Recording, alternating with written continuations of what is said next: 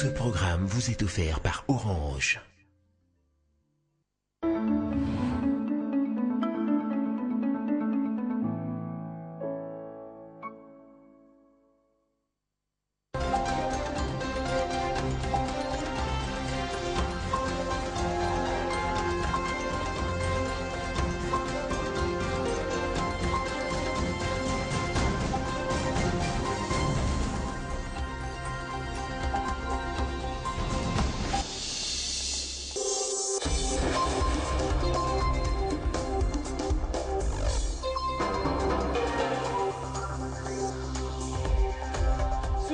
Levé autour de l'élection du Nord Ubangui, Marie-Thérèse Guéringbo est désormais gouverneure de cette partie du pays. Cadre du PPRD, Marie-Thérèse Guéringbo devient la première femme congolaise élue à occuper ce fauteuil. Le monde célèbre la journée internationale de l'allaitement, une occasion de promouvoir l'allaitement maternel et d'informer les mères sur ses avantages. Elle permet de médiatiser le sujet et surtout de rappeler aux femmes, mais aux hommes également, les bienfaits de l'allaitement en termes de santé pour le nourrisson. Dans ce journal, un reportage de la rédaction. Et puis en sport, la RDC échappe seule en tête du groupe B des éliminatoires de la CAN 2017. Les Léopards ont battu les Palancas Negras d'Angola sur le score de 2-0, reprenant ainsi la première place du groupe B à la République centrafricaine, son poursuivant direct. Après les titres, place au développement et c'est sur Télé 50. Bienvenue à tous.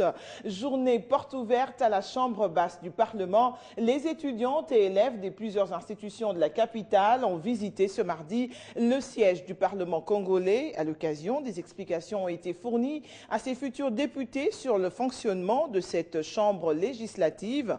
Déterminés à voir la parité consacrée dans la Constitution être d'application, ces étudiantes et élèves ont remis un mémo au président de l'Assemblée nationale pour le respect du gender. C'est une tradition instaurée par le président de l'Assemblée nationale Aubin Minakou depuis 2012, l'organisation des journées portes ouvertes en marge du mois de la femme. Et ce mardi 29 mars, cette pratique a été perpétuée. Venus de plusieurs institutions scolaires et universitaires, les étudiantes et les élèves de la capitale ont débuté cette journée porte ouverte par la salle de banquet où elles ont reçu les explications sur le fonctionnement de la Chambre basse du Parlement congolais. L'occasion a été donnée à ces futurs députés d'accéder dans des congrès où se tiennent les plénières de l'Assemblée nationale avant de visiter la salle de spectacle. Malgré son emploi du temps chargé, le président de l'Assemblée nationale, Aubin Minakou Njalanjoko, a reçu le mémo des étudiantes et élèves dans son bureau, une façon pour lui d'encourager ces dernières à pouvoir s'impliquer dans la vie politique. Je suis convaincu que parmi vous, il y aura des députés un beau jour, des sénateurs. Et voilà, c'est pas si compliqué, c'est si simple. Et parmi vous, il y aura une dame qui va occuper ce siège-là. Et comme ce sera une dame, le bureau sera mieux décoré, j'en suis sûr. Cette visite a été très appréciée. Je ne savais pas que c'était aussi organisé, aussi bien. Et ça m'a vraiment motivée à aller un peu plus loin. Pourquoi pas être parmi les futures femmes à diriger ou à participer aux plénières. Nous sommes prêtes, mais que les femmes-là se sentent capables. Parce qu'on ne peut pas voter une femme qui dit « Bon, je ne travaille pas à la politique, mais je peux quand même postuler ». Là, ça ne peut pas marcher. Donc, on doit voter des femmes qui se sentent capables de travailler à l'auteur de notre pays. Avec cette action, l'Assemblée nationale clôture le mois de la femme en motivant ses élites à s'impliquer activement dans la gestion de la res publica. Processus électoral, le comité de partenariat CENI, gouvernement communauté internationale, s'est réuni ce mardi au siège de la centrale électorale. Corneille Nangaa pour le compte de la CENI, Michel Bongongo pour le gouvernement et Moustapha Diallo pour les partenaires extérieurs. Le gouvernement congolais et ses partenaires réitèrent leur engagement à financer le processus électoral. Nous sommes à la maison des élections. C'est les lieux choisis pour abriter cette réunion tripartite. Ces acteurs, la Commission électorale nationale indépendante, le gouvernement congolais et les partenaires extérieurs. Pour ces jours, il est question d'évaluer les niveaux de réalisation de l'appui au processus électoral, au regard notamment des engagements des uns et des autres, en termes de contributions financières et logistiques au dit processus qui est pour l'instant une priorité. À l'issue de cette réunion, les parties prenantes ont fixé l'opinion. La CENI a fait un état des lieux du processus en rappelant les contraintes qui sont devant nous, dont les contraintes financières. Et bien entendu, nous avons ensemble examiné les voies qui permettraient l'organisation apaisée des élections. Cette réunion confirme l'engagement du gouvernement de tout mettre en œuvre pour que le processus électoral aille de l'avant. Il a d'abord fait état de ce premier test grandeur nature pour le processus électoral au Congo que fut l'élection des gouverneurs et des vice-gouverneurs, test réussi, qui a permis à la CENI de pouvoir mettre en route la mécanique électorale et de voir un peu quels sont les domaines qui ont besoin d'être améliorés et corrigés. Prévenir au lieu de guérir, dit-on. Un atelier de réflexion sur la prévention des conflits liés aux élections est en cours. Il a été organisé par la Commission d'intégrité et de médiation aux conflits électoraux, en collaboration avec Counterpart International, ainsi que l'USAID. Par ce travaux, ces hommes et femmes entendent mettre fin à toute situation d'instabilité et qui peuvent intervenir au terme des élections. Et puis cette nouvelle qui nous conduit au nord Ubangi où le suspense s'est levé autour de l'élection du gouverneur. Je l'ai annoncé en titre, Marie-Thérèse Guéringbo est désormais gouverneure de cette partie du pays issue du démembrement de l'ancienne province de l'Équateur. Une fois de plus, la majorité présidentielle rafle le poste. Cadre du PPRD, Marie-Thérèse Guéringbo devient la première femme congolaise élue à occuper ce fauteuil. Élection des gouverneurs, on en parle encore, mais cette fois dans la province du Olomami. Elle a été une réussite totale pour les candidats de la majorité présidentielle. Le ticket de l'AMP était composé de Mbuyu Kabongo et de Nene Nkulu qui ont obtenu 17 voix contre 7. Présent dans l'ex-Katanga, le ministre de la Santé publique et membre du bureau politique de l'AMP. On a profité pour remercier les heureux élus de cette contrée. C'est dans l'euphorie totale qu'a été célébrée la belle victoire de l'honorable Célestin Mbuyu à l'élection des gouverneurs organisée le week-end dernier dans la province du Olomami. 17 voix contre 7, c'est le résultat du vote des députés provinciaux qui ont donné cette place au ticket de la majorité présidentielle. C'est fait que le meilleur gagne, j'ai gagné, mais ce n'est pas la fin de tout. Ce qui nous reste, c'est le grand travail que nous devons faire pour cette province. Et là, moi, j'aurais besoin de tout le monde, même de mon challenger. Il doit venir travailler avec moi. Félix Kabange-Numbi, en tant que ministre de la Santé publique et membre du bureau politique de la majorité présidentielle, a profité de son séjour dans cette contrée pour féliciter aussi les heureux élus. Ça veut dire tout simplement que le Katanga démembré est totalement derrière Joseph Kabila Kabange. C'est ici pour moi l'occasion de féliciter le président de la République, le chef de l'État, son excellent Joseph Kabila Kabange, pour la leçon de démocratie qui vient d'apporter une fois encore, parce que c'est lui l'artisan de la démocratie en République démocratique du Congo. Aujourd'hui, nous venons de voir que c'était possible de se battre de manière légale. À noter que la délégation de la majorité présidentielle au Grand Katanga a été conduite par son secrétaire général Aubin Minaku. Et sur place, elle a raflé tous les postes des gouverneurs dans toutes les 4 provinces de l'ex-Katanga démembrées. Rendons-nous maintenant dans la province du Kasaï pour revenir sur les actions menées par la commissaire spéciale adjointe Rita Ntsey qui, en tout cas, a marqué la population de cette partie du pays. Vous le savez, elle n'a pas été candidate aux élections des gouverneurs et vice-gouverneurs. Mais ces réalisations et d'autres projets en cours, comme celui de la relance de l'agriculture en partenariat avec une firme canadienne, constituent un grand souvenir que la population kassaïenne garde d'elle. Regardez. Elle a arpenté villages, localités et territoires pour palper les réalités de la province du Kasaï au contact de sa population. La commissaire spéciale adjointe Rita Ntsey devrait faire connaissance d'une entité qu'elle n'aura cependant dirigée que pendant quelques mois. Mais ses réalisations sont légion. Parmi ses premières actions, la sensibilisation sur le dialogue qu'il a conduit dans plusieurs localités de cette province. Les chefs coutumiers se sont vus aussi honorés par la visite de celle qui représente pour eux le renouveau. Et même l'espoir pour le plus jeune, à qui il a prodigué des sages conseils dans une école de cette contrée. Les captifs ont aussi eu droit à sa générosité. La commissaire spéciale adjointe sortante, Ruth Siey, laisse le tout premier projet agricole de la province du Kasaï. Il constituera le fleuron de son économie. Dans l'actualité également, le monde célèbre la journée internationale de l'allaitement, une occasion de promouvoir l'allaitement maternel et d'informer les mères sur ses avantages. À cette occasion, une activité officielle n'a pas été organisée à Kinshasa, mais une équipe de notre rédaction a fait une descente au centre hospitalier Mère et Enfants de Barumbu, où elle a interrogé un spécialiste en nutrition sur les bienfaits de l'allaitement en termes de santé pour le nourrisson. Le lait maternel est un aliment vivant et frais qui passe de la mère à l'enfant sans intermédiaire, parfaitement adapté aux besoins de l'enfant. Il stimule son développement physique et intellectuel et contribue à la maturation de ses systèmes digestifs et immunitaires.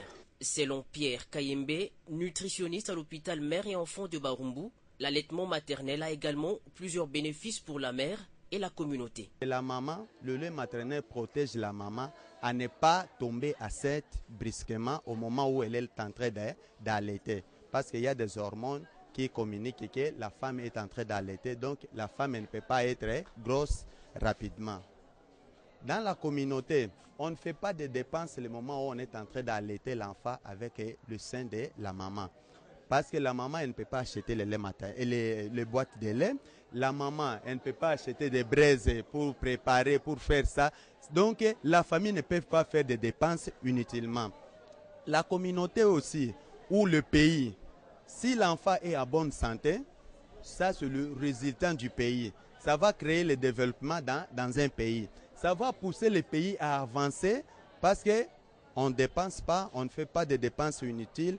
On va économiser pour nourrir les autres au lieu de remettre les autres à la malnutrition. Quant à la durée de l'allaitement, l'Organisation mondiale de la santé, le Fonds des Nations unies pour l'enfance et la Société canadienne de pédiatrie recommandent tous de ne nourrir le bébé que du lait maternel les 6 premiers mois de leur vie. L'allaitement peut ensuite se poursuivre pendant 2 ans et au-delà si on intègre aussi dans le régime du bébé des aliments complémentaires. Changeant de cap, sachez que la Banque mondiale réaffirme sa détermination à accompagner le processus de réforme de l'administration publique de la RDC. Une délégation conduite par le directeur des opérations de cette institution, Moustapha Ndiaye, a été reçue par le ministre de la fonction publique, Pascal Issumbicho, à son cabinet de travail. Les deux parties ont échangé sur le niveau de mise en œuvre des activités du projet de renforcement de capacité de gestion des fonctions de base de l'administration publique et du projet de réforme et de rajeunissement de l'administration publique, 2 projets pour lesquels le gouvernement est appuyé par la Banque mondiale. Un constat positif s'est dégagé de cet entretien, selon Moustapha Ndiaye, que je vous propose d'écouter. Rajeunissement de réforme de l'administration publique. Il y a une mission de supervision qui a démarré cette semaine, il y a quelques jours. Donc nous avions rendu compte à Monsieur le ministre de l'état d'avancement du projet, notamment de son engagement personnel qui a permis de dégager quelques contraintes que nous avions rencontrées au cours des derniers mois. Et donc en ce moment nous sommes tout à fait satisfaits de l'état d'avancement de la mise en œuvre du projet de manière générale. Nous avons également discuté de quelques questions techniques qui seront approfondies dans le cadre de cette mission, notamment la mise en place de la caisse de retraite, la loi portant organisation de l'administration centrale, provinciale et locale, et puis beaucoup d'autres questions techniques, mais de manière générale sur les questions de réforme de l'administration publique, qui sont une question très centrale dans cette vision de modernisation de l'État.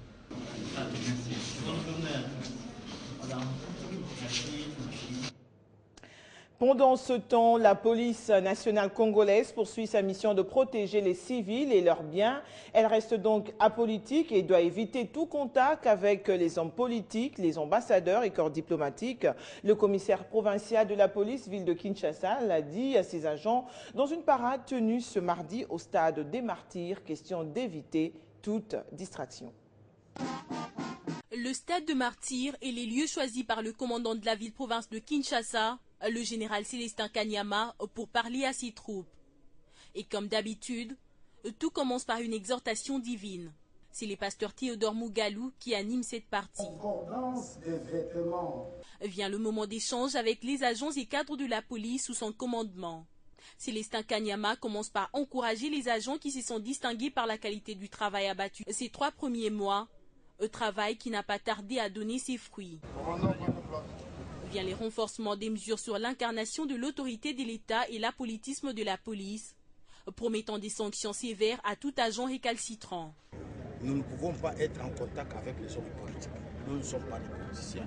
Nous ne pouvons pas également être en contact avec les diplomates. Nous ne sommes pas des diplomates. Ce sont des politiciens qui doivent rester entre eux. Mais nous ne pouvons pas avoir de contact avec les gens comme ça. L'assistante satisfaite n'a pas manqué d'encourager ces mesures. Parce que la prévention, il n'y a que le surnaturel qui peut vous aider à prévenir les dégâts dans la ville. Et je constate aussi que ici, à la place au Pont Gabi, ici, c'était le lieu où on arrachait les chaînettes aux gens, où on tuait les gens, tout ça. Mais il a maîtrisé. Maintenant, on est libre, on se promène, on ne peut pas nous voler le téléphone. Et le travail qu'il fait me fait penser aussi aux exploits de la police belge, n'est-ce pas, qui a arrêté les djihadistes, la police française, n'est-ce pas, qui ont des moyens beaucoup mieux, plus équipés que la nôtre, mais la nôtre travaille à la hauteur de toutes ces polices-là occidentales. Ainsi, chacun retourne à son poste où il devra mettre en œuvre ses consignes pour une protection efficace de personnes et de leurs biens. Et dans le Katanga profond, la population des périphéries de Lubumbashi a été sensibilisée sur l'importance de la tenue du dialogue initié par le chef de l'État, Joseph Kabila. Une occasion pour le député Kassounka Mathieu d'expliquer à la population la problématique du processus électoral. Ne pas que les élections soient, que les Congolais commencent à avoir peur des élections, que les élections nous amènent à des divergences, à des difficultés, à des tiraillements entre les uns et les autres, s'entretuer, non. Raison pour laquelle le chef de l'État, avant que les élections ne soient organisées, il a convoqué ces dialogues pour qu'on puisse tous voir les choses de la même manière. Donc nous avons tous les soucis de ces pays que ça aille de l'avant. Appel au dialogue dans les Katanga, le processus électoral expliqué à la population. Message donné à la base par les députés nationaux Kassounka Mathieu lors des dernières vacances parlementaires au travers de l'organisation CERCAM. Sensibiliser la population, d'accepter qu'on aille au dialogue parce qu'il y a des problèmes majeurs qui se posent aujourd'hui en République démocratique du Congo. De village en village, des remises des dons, médicaments au centre hospitalier, des sacs de ciment pour la construction des écoles et des églises. Et tout cela au nom du chef de l'État, Joseph Kabila. Revenons à Kinshasa. Dimanche 27 mars dernier, Télé 50 avait diffusé des informations après des révélations reçues de Brazzaville faisant état d'un complot qui se préparait par le général Mokoko à partir du Gabon. L'ambassadeur du Gabon en République démocratique du Congo, Michel Xavier Biang, a réagi en indiquant que ces révélations étaient fausses et non fondées. Pour ce dernier, son pays n'a pas l'intention de s'immiscer dans les affaires internes d'un autre pays, surtout pas voisin. Dans le cadre d'un droit de réponse, Michel Xavier Biang a été interviewé par nos reporters.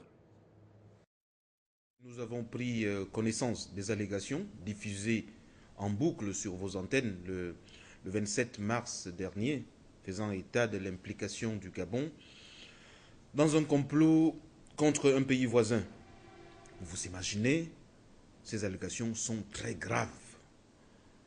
Elles sont surtout fausses et sans fondement. Vous savez, ce genre de propos attire ou entraîne une suspicion entre deux peuples qui sont voisins, deux peuples qui sont frères, deux peuples qui sont liés par l'histoire et la géographie. Je voudrais vous dire de façon très claire qu'en ce qui concerne le Gabon, nous n'avons ni l'intention, ni intérêt, ni les moyens en ce moment de nous immiscer dans les affaires intérieures de nos voisins. Nous avons en ce moment au Gabon un agenda national suffisamment nourri, à la remorque d'un contexte économique difficile, et tout cela ne laisse absolument pas de place à la distraction ou à la dispersion de nos énergies. Le Gabon entretient de très bonnes relations avec les pays voisins, avec le Congo-Brazzaville, avec tous les autres voisins, et même s'il y avait des préoccupations d'intérêt commun, nous avons des cadres diplomatiques, n'est-ce pas, pour pouvoir les évoquer, les aborder. C'est d'ailleurs ce que nous faisons. Les habitants de l'Issala peuvent suivre désormais en temps réel les informations. La commissaire spéciale Marceline Mondjiba a procédé ce week-end au lancement du signal de la station relais RTNC l'Issala suite au financement de l'exécutif provincial. Ces équipements ont été mis sur orbite après un mois d'intenses travaux. Elle poursuit sans désemparer ses bonnes œuvres en faveur de sa population. Marceline Mondjiba a lancé ce week-end le signal de la station relais RTNC l'Issala, une antenne laissée à l'abandon, mais mise aujourd'hui sur orbite grâce au financement de l'exécutif provincial de la Mongala, et ce, avec des équipements en radiodiffusion pimpant neuf. Aujourd'hui, là, toute la population de l'Issala, jusqu'aux alentours des 40 km, peuvent être touchés par cette antenne, ils peuvent suivre les informations. Même quand vous êtes au champ, vous pouvez suivre les informations, vous pouvez suivre la télévision. C'est vraiment de la joie pour tout le monde et pour toute la population. Et pour les experts du Renatelsat, maître d'ouvrage, c'est un motif de fierté après plus d'un mois d'intenses travaux. Ils peuvent suivre à temps réel maintenant les informations de la RTNC, que ce soit sur la radio, car la télévision. Le sentiment, c'est de satisfaction parce que lorsque on commence un ouvrage, surtout sur le plan technique, lorsqu'à la fin vous faites 2 tests et vous démarrez que tout marche, on se sent à l'aise. Pour dire merci aux autorités de la province qui nous ont soutenus, qui se sont impliqués pour que les choses se fassent dans de meilleures conditions et dans les normes. Désormais, la Mongala est dans une nouvelle ère, celle des nouvelles technologies de l'information et de la communication. Il ne reste plus qu'associer à ces mécanismes la numérisation pour ainsi participer directement au développement et accélérer de la TNT par câble, via réseau ou par satellite. Je vous l'annonçais au sommaire, la RDC a repris la première place des éliminatoires de la Coupe d'Afrique des Nations Gabon 2017 dans le groupe B avec 9 points à son compteur sur le 12 possible. Les Léopards ont pris le dessus sur les Palancas Negras d'Angola en double confrontation directe. La deuxième ce mardi à Luanda. Les Angolais qui se sont procurés plusieurs occasions de but en première période ont malheureusement été surpris par l'ouverture du score dans les ultimes minutes. Joël Kimwaki, le capitaine, s'est retrouvé seul devant le but pour le 1-0 à la pause. Au retour des vestiaires montés à la place de Bakambu, Bolingi Pangui va concer l'addition et ramener le score à 2-0 dans les derniers instants de cette opposition qui permet à la République démocratique du Congo de creuser l'écart de 2 points en tête du groupe B avec son poursuivant direct, la RDC. La RDC l'emporte en déplacement. Le score n'a pas évolué. Et puis la pratique du football dans le Congo central s'améliore considérablement avec la construction du stade Mavungu à 35 km de la ville de Matadi à Nsanda. Cette infrastructure sportive accueille déjà des rencontres de la Ligue de football du Congo central à la grande satisfaction des équipes locales et de l'organisateur de ce championnat. C'est à 35 km de la ville de Matadi, dans le Congo central, qu'est construite cette infrastructure sportive, l'œuvre d'une importance capitale pour la pratique du football, selon les normes. Tribune avec des sièges, un marquois pour indiquer les équipes et les scores, l'aire de jeu avec pelouse naturelle. Bref, toutes les conditions sont réunies pour que le football s'y joue dans de bonnes conditions. Constat fait avec l'entame de la phase des playoffs du championnat local. Terrain n'a bien, en tout cas félicitations. Quand je suis venu ici avec mes joueurs, comme j'aime les joueurs circuler le ballon, ça va m'aimer. La construction de cette infrastructure sportive fait des heureux, dont les présidents de la Ligue provinciale de football du Congo central, qui salue le retour aux normes pour la pratique du football dans cette province. Cette compétition que nous avons amenée ici en Sanda, contrairement aux mauvaises pensées de certaines langues, en tout cas c'est vraiment favorable à toutes les parties. Ces stades viennent donc remettre la pratique du football dans des conditions requises, ce qui a été le souci majeur de son propriétaire, Joachim Mavungu, l'actuel président de l'ASVETI de Matadi, qui s'est inscrit dans la dynamique d'accompagner la révolution de la modernité, volet infrastructure sportive. Cette révolution de la modernité, ça concerne tout le monde. Il faut que chaque personne, là où il est, puisse faire quelque chose pour accompagner le chef. C'est pourquoi tout ce travail, nous venons de le dédier au chef de l'État. Comme dans d'autres stades, les spectateurs, supporters des différentes équipes, y prennent plaisir avec un appui considérable à leurs équipes. Question de les porter à la victoire. C'est donc le retour aux normes qui refait surface. Les stades Mavungu Ntanda vient remettre sur la scène le beau jeu pour le grand plaisir de nombreux spectateurs amoureux du ballon rond. Ce journal qui a connu la participation des équipes techniques et rédactionnelles serait ferme. Merci de votre attention soutenue et en voici les principaux titres. Suspense levé autour de l'élection du gouverneur au Nord-Ubangi. Marie-Thérèse Gueringbo est désormais gouverneure de cette partie du pays. Cadre du PPRD, Marie-Thérèse Gueringbo devient la première femme congolaise élue à occuper ce fauteuil. Le monde célèbre la journée internationale de l'allaitement, une occasion de promouvoir l'allaitement maternel et d'informer les mères sur ses avantages. Elle permet de médiatiser le sujet et surtout de rappeler aux femmes et aux hommes également les bienfaits de l'allaitement en termes de santé de nourrissant. Dans ce journal, vous avez suivi un reportage de la rédaction.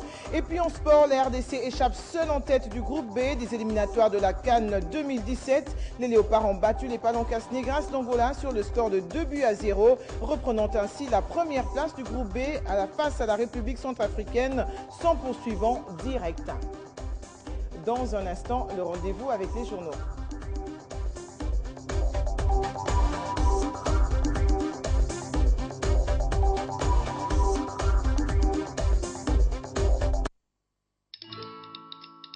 Dans la vie, nous avons tous des rêves, objectifs et aspirations. Vos projets d'avenir ainsi que ceux qui vous sont chers dépendent des choix que vous effectuez aujourd'hui. C'est pourquoi la Raobank a créé Renaissance, le nouveau compte d'épargne qui vous propose un meilleur taux rémunérateur à court et à moyen terme. Ainsi, vous pourrez suivre l'évolution des intérêts générés par votre épargne et assurer un avenir meilleur à vos projets les plus chers. Raobank is my bank.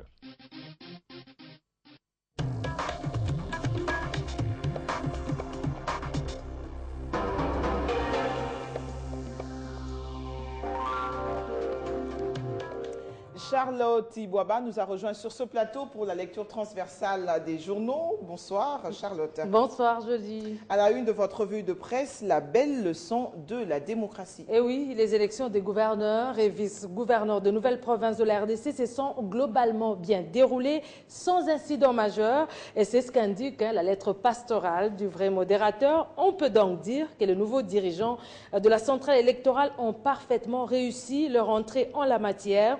Mais c'est la province du Tanganyika, relève le vrai modérateur, qui a surtout marqué les esprits, car dans ce coin de la République, un candidat du G7 concourait avec un challenger de la majorité présidentielle, le candidat malheureux qui a salué la victoire du candidat de l'AMP a marqué les esprits par son fair play. Et de son côté, Forum des As note que l'élection organisée vient décerner l'attestation des naissances de ces administrations provinciales.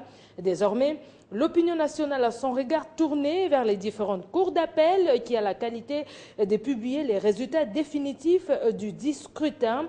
Question de respecter les rituels et de s'y conformer. Et dans la même logique, Radio Okapi en ligne confie que 2016 est réputée une année électorale en RDC. Elle ne l'aura pas été moins pour bien d'autres pays africains, tels que le Bénin, la République du Congo, la République centrafricaine et le Niger, ayant donné le temps. S'agissant de la RDC, et principalement le scrutin présidentiel constitutionnellement prévu avant la fin du mois de novembre prochain. En attendant, la classe politique RD congolaise se trouve en face de deux hypothèses. La première est la tenue de cette élection dans le délai. Et la seconde hypothèse, Joly, se rapporte à la non-organisation de l'élection suite aux difficultés techniques majeures évoquées par la CENI. Autre titre lu sur la toile, c'est l'avion Egypt Air détourné.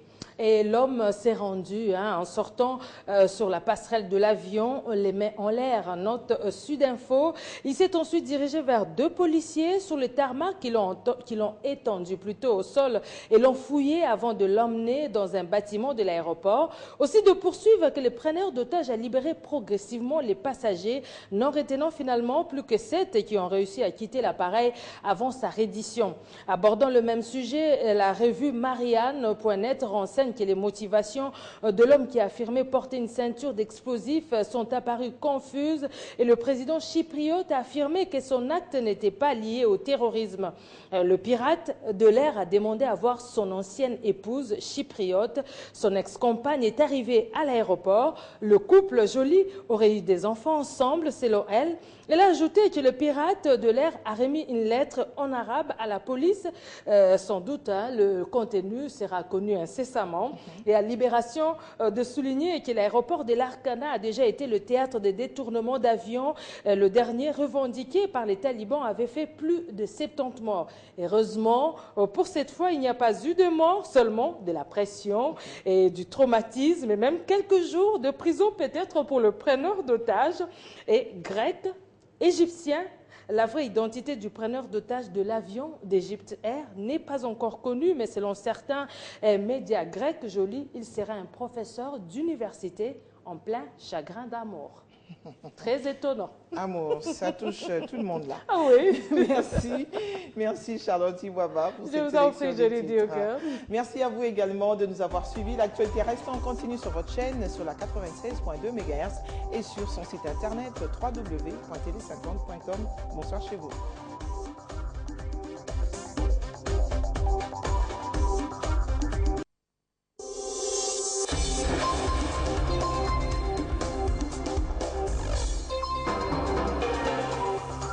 Ce programme vous a été offert par Orange.